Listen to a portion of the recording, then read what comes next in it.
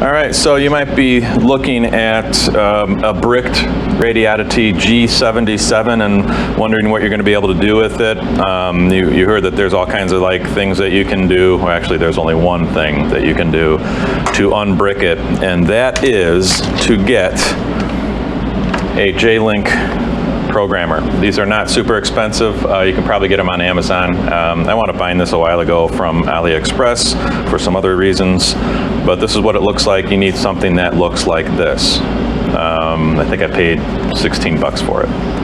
Anyways, what you need to do is download the J-Link programmer software. So this has software related to it, and you're going to need that. You're going to have to plug some of these pins into this radio. And what we're going to do is we're going to open up this radio and look at where we solder these pins. And what I wound up doing is I wound up taking some of these, they're called breadboard jumpers. They kind of look like this. And I wound up cutting off the ends, and I tinned the ends of these. And tinning means I wound up putting some solder on them so that they're ready to go. I also, as you will see in the next video in a second, I wound up, so I opened up this radio and I ended up putting these in here, and there's going to be a link in the description to a couple of these things that are happening. You know, somebody in Australia wound up, he's like the master of the GD77, open GD77 stuff, and he ended up pulling this plastic piece off, and there's like this really cool hole that you can shove these wires through, so you can kind of slightly button it back up to do your programming. So it worked out pretty good. This video isn't like all totally comprehensive, but I wanted to at least make a video for some of the folks that were kind of struggling and trying to find where to find stuff, and I saw that some people noticed that there weren't many videos out there about this, so I wanted to do that. But in the description you're going to see that you're going to need the J-Link software, and you're going to need to download the Open GD77 firmware, and you'll also need to find the bootloader. So I'm going to have all three of those linked in here, and the process is we're going to solder these jumpers onto here. We're going to connect it to the J-Link. We're going to flash the bootloader, which means we're going to put the new bootloader software on it. It takes about 3 seconds. And then we're going to unplug this and put this back in our junk drawer because we won't need this anymore. After that, we're then going to fire up the CPS software. I didn't know what CPS meant. It apparently means like code plug software, CPS. So we're going to get the code plug software. We're going to plug this baby in, put it in flash mode, which you hold a bunch of buttons and turn it on, right? And then once you put it in flash mode, this green light should be on. Sometimes nothing comes up on this display, which will freak some people out, but it might be blank, or it might be black or whatever. So you're going to go into the CPS software, and you're going to, actually I have it on the screen here, you might not be able to see it, but you're going to go to extras, go to firmware loader, and then I'll kind of walk you through what that kind of looks like next. So that's how it's going to go down. So yeah, let's take this baby apart. So I wanted to show everybody a little bit of how you open up this Radiadity G77 radio in order to unbrick something like this. So let's get this battery off of here. And it looks like it uses, I think it was a T8 maybe? Yeah, I think it's a T8 Torx. And we can just yank these guys out of here.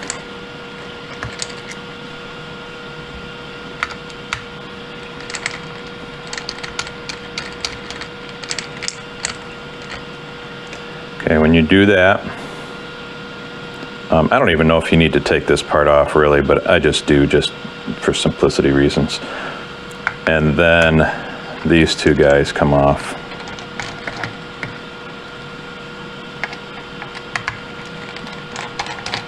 and it's pretty simple getting to the inside of the radio. You're probably wondering what these are. Well, you're going to find out pretty soon.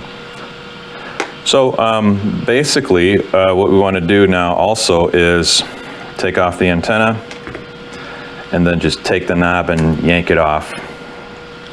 And what you will see is there are actually a couple of bushings that were on this radio. I took them off because I just had it open just a few moments ago.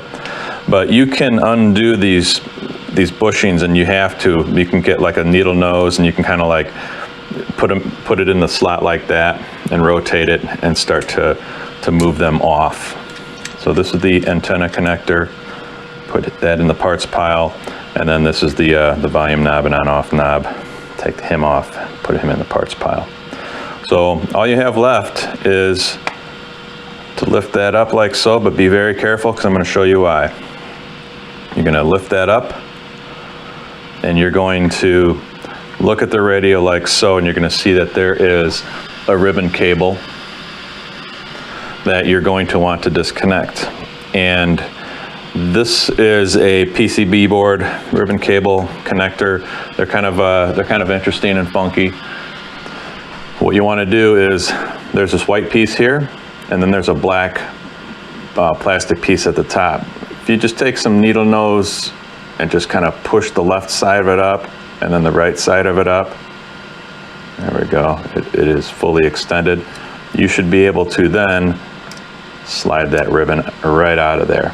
It's a little harder to get in, which I can show you how to do that, but that's how you do that. And then you should be able to slide this plastic piece up and out.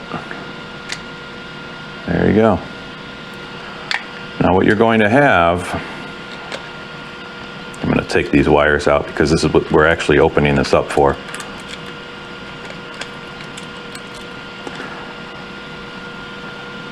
Oops, that came out. So what you're going to have is this, and the speaker wires, I know some people like to unsolder them. I didn't even bother because I just kind of like turned it on its side like so, and then I was able to get to these to solder these on. I have a video where I soldered these on, which I will show you in just a moment, but it didn't work out too bad. It was pretty easy. I'll tell you one thing, when you do solder, so you need 4 leads. I used some breadboard leads and I cut off the ends and stripped the insulation back. You want to make sure that you know which color is attached to which little pad on this board. And I'll also tell you that I wanted to keep the soldering temperature down because I didn't want to like fry anything on the board. But the very last one, the white one, is ground, and since it is actually attached to this heat sink, it took a long time. It was kind of hard to get that since I had the soldering pencil temperature kind of low. It was hard to get that melted enough to be able to pop onto that pad. So I was trying to be very careful about that. So that's what this looks like. I know some people that put like some hot glue on here just to prevent them from like pulling off, but quite frankly, this wasn't going to be on here that long, and I'm going to start the process of taking these actually off. In your case, you're going to want to put them on. I'm going to get my soldering iron going, and then what I'll do is I'm going to take these off. You're going to be putting them back on, and then let's put the radio back together.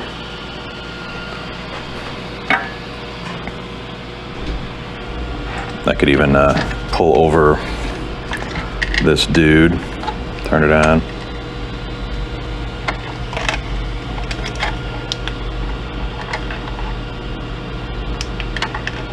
Yeah, I can maybe even use this. You might be able to see this a little bit easier, possibly.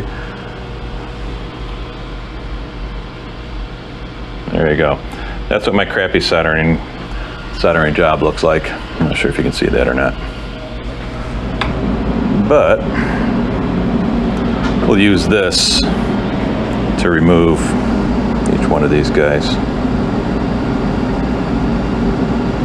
Of grab the blue one, and I'm going to put my finger on the board just to hold it in place.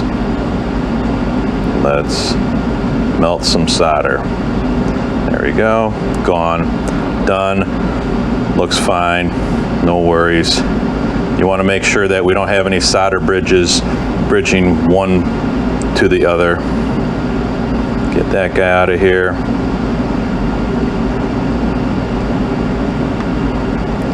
And maybe we can go to a quick break so I can show you the video of me actually soldering these on. Here's the last one, which is the ground connection. Took an extra minute because, yeah, I think it's connected to the chassis. Come on, baby. Almost. Bingo. All right, let's just make sure there's no solder bridges anywhere. That actually looks fine. And that's all she wrote. So let's put this baby back together.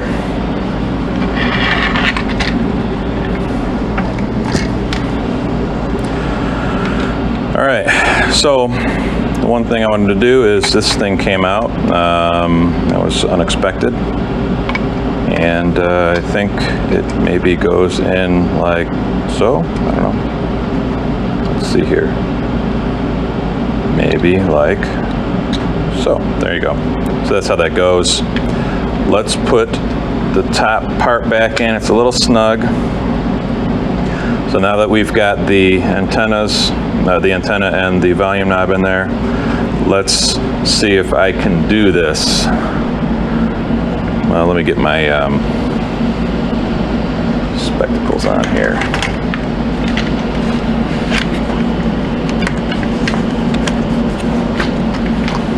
All right, so let's see. We've got this dude. We're gonna hold him. You know what? This black piece slid down. We want to make sure it's all the way up because that's the hold down. So let's slide this guy in there. It's gonna be a pain in the ass, of course.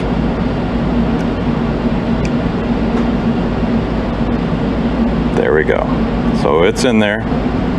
It's fully seated. Now let's squeeze this black thing down. So let's look at this. Let's look to make sure that this is fully seated. It is not. You can tell the blue line is a little bit cockeyed. So let's push this back up. See if we can push this in a little bit more. I hope this is getting on video.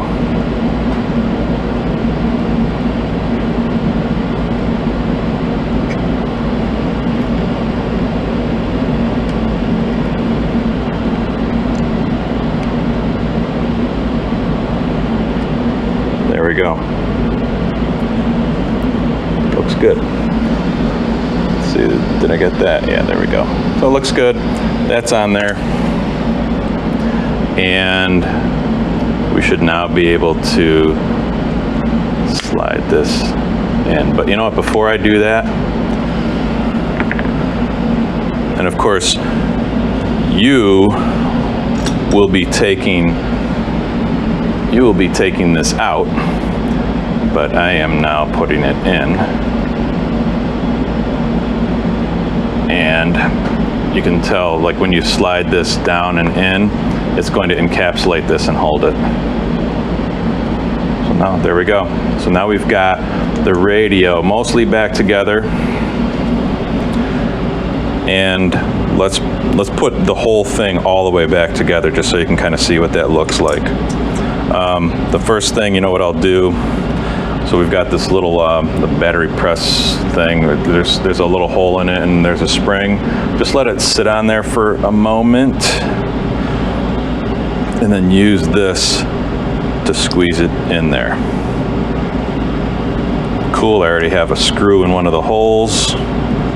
So it's spring loaded, so I'm pushing really hard with my thumb to hold that in. And there we go. Now let's get the other black screw, not the silver ones. These are the black ones.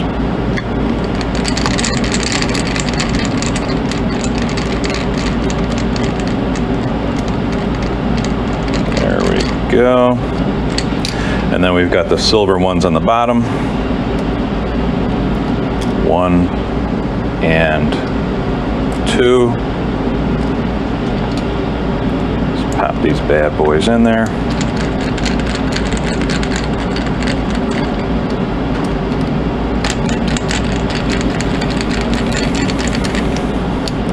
Now we need to put these hold down bushings on each of these. The large one with the 4 slots is the antenna, and then the smaller one with the 2 slots is the volume. So what I'll do is I'll just kind of like use this and play ring around the rosies and just kind of like tighten it down. Okay, now it's finger tight. What I'll do is I'll take my needle nose pliers, put them in the slots of 2, and I'll just do like a, not even a quarter turn.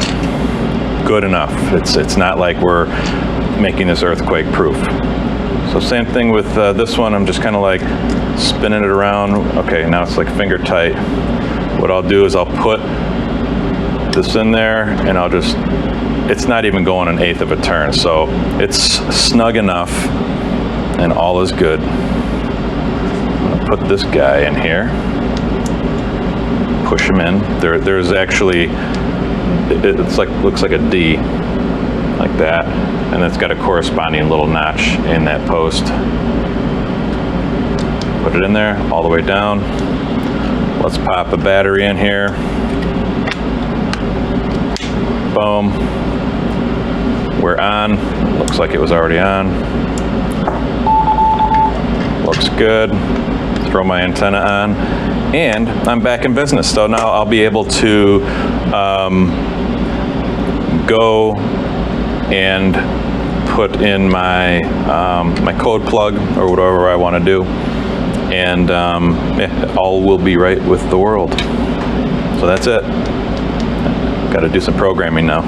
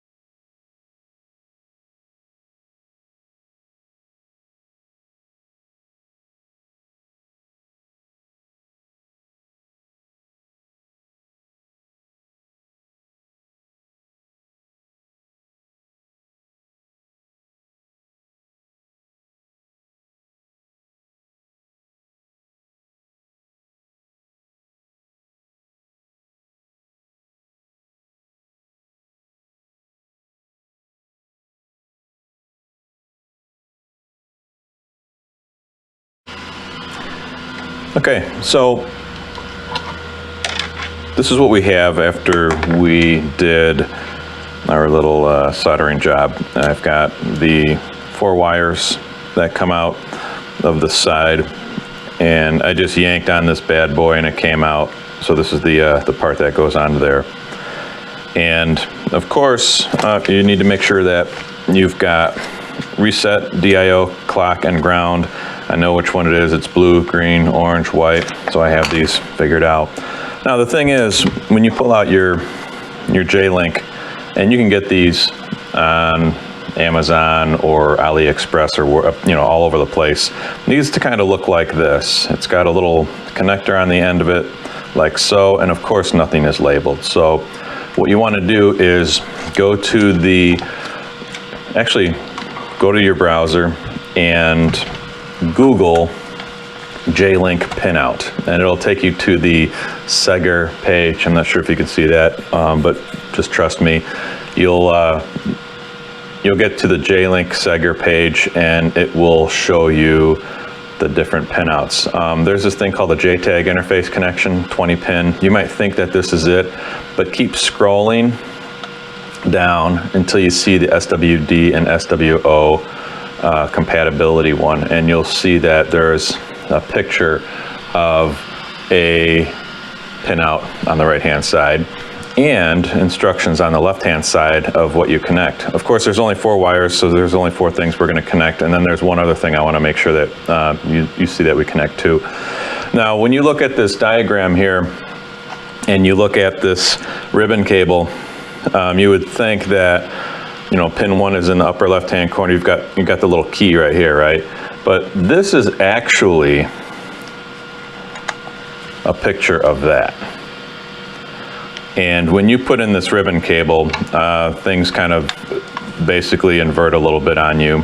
And when you're looking at this, you can tell by the fact that you've got this red line in here, that means it's pin 1. So pin 1 is down here. So if you look at the diagram, pin 1 is actually at the top. And on the actual pin out here, pin 1 is truly on the bottom. So if we start looking at what we've got to do for the pinout, I can see there's SWD-IO is pin 7. So the DIO is green. So green goes to pin 7 in my configuration here. So I'm going to slide this dude into pin 7. Now, we need to count from the bottom on the left-hand side, and it's in odd numbers because it goes 1, 2, 3, 4, 5, you know, it goes across. So we got 1, 3, 5, 7. So pin 7 goes there. The next one is the clock, which is the next one up, or on the diagram, the next one down. That's pin 9. That's the clock, and if you see, that is orange. It's kind of hard to do this with one hand. And if we kind of go down a little bit further, there's a reset, which is 15. That would be blue. So 15, it looks like it is third from the bottom, so it means it's third from the top, so it's inverted. And then the white is ground. You can basically connect it to just about any other part of the side here. I just put it in number 10, so I'll just kind of like do that. You know, all of those are grounds. And now I have my connection. And of course I'm using these basically breadboard jumpers in order to do this. So when we've got this in place, I can now turn on my radio. And if we go to the J-Link software, which you go to the J-Link, it's not the J-Link Commander, it's the J-Link Configurator. Nope, it's not the J-Link Configurator, it must be the J-Link Commander. J-Link Commander. Nope, it's not the J-Link Commander. What in the world? Come on. I just had it up here. It's the...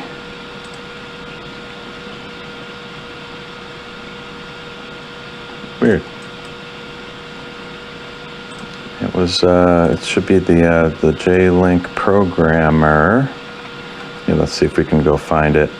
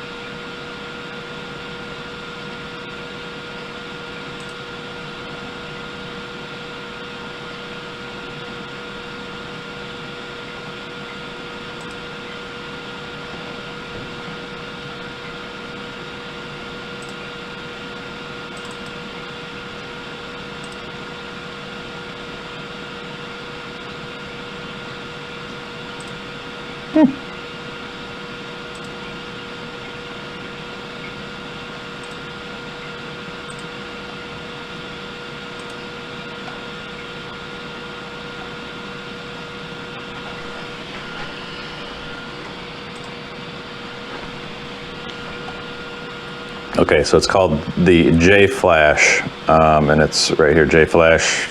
I'm using version 7.86, so you click on that.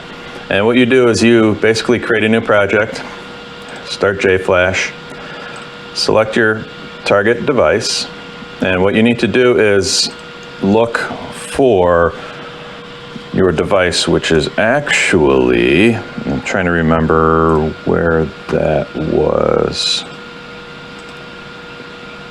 I think it's, yeah, it's MK22 FN512.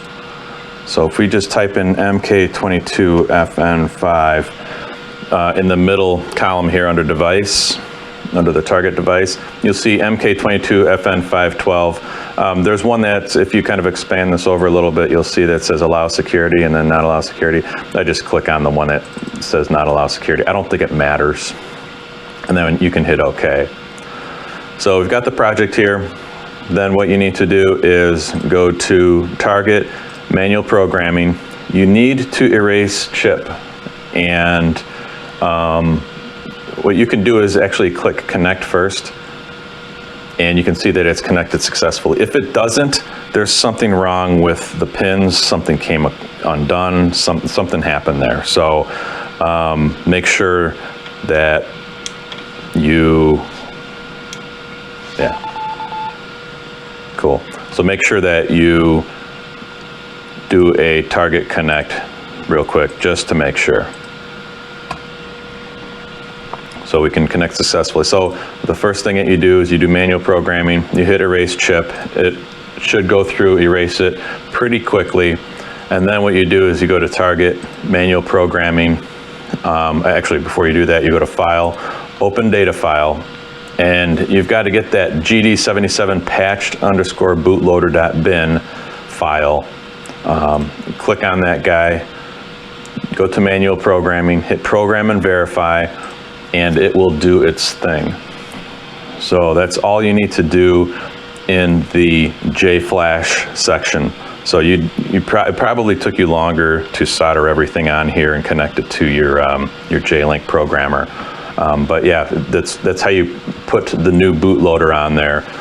And you know, what I noticed is that when I turn this on and off, the screen is totally blank. Even when it's on, that kind of like freaked me out. But once you do that, you can disconnect everything. Actually, I'll just do a target disconnect. So we're disconnected. And then, you know, it turns back on. So now we're done with the J-Link. And we can now go into programming by throwing in your programming cable and plugging it into the computer. And then once we do that, we'll just close this baby out. Oops, I don't want to save any of that stuff. So once you do that, whoops, ooh, saved. Let's plug this guy in.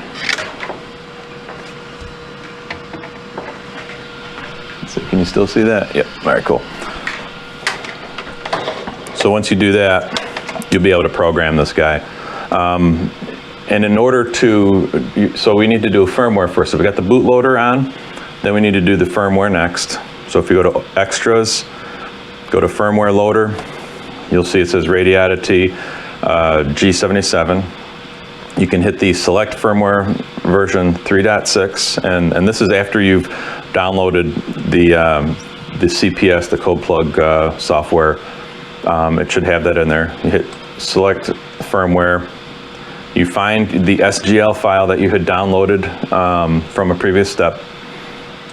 You open that up and you hit Select File and Update, and what it's going to do is it's going to program your radio. But what you need to make sure you do is do the special firmware mode where you push both of these buttons and then turn it on. I think that's what you got to do. You got to either push these buttons and then this and then turn it back on, and that'll put you into firmware mode. and then you select file and update, and voila, it'll go through the update and everything will be great. So I already did it, so I don't want to do it again.